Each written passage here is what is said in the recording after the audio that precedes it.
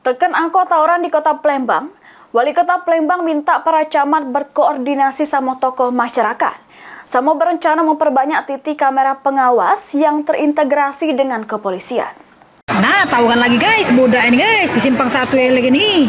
Lama ke bom lotok pulo, bahayonian kalau kena rumah ini guys. Juru rangka neken angka kriminalitas pecah tawuran di Kota Palembang, Pemkot Palembang bakal ngelakukan sejumlah rencana.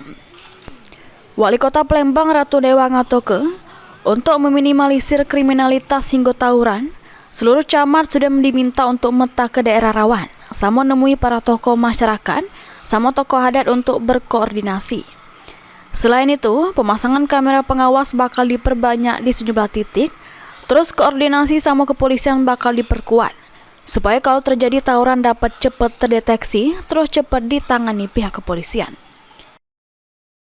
Tetapi tidak hanya cukup itu, ke depan kita ingin di tempat-tempat tertentu kita harus pasang CCTV sehingga orang tawuran semua terdeteksi, dan pihak Polrestabes nanti kita coba untuk terintegrasi nantinya.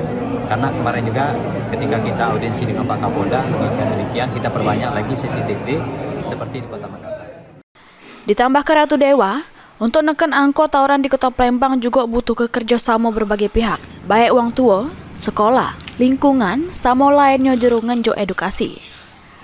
Sandi Pratama, PAL TV.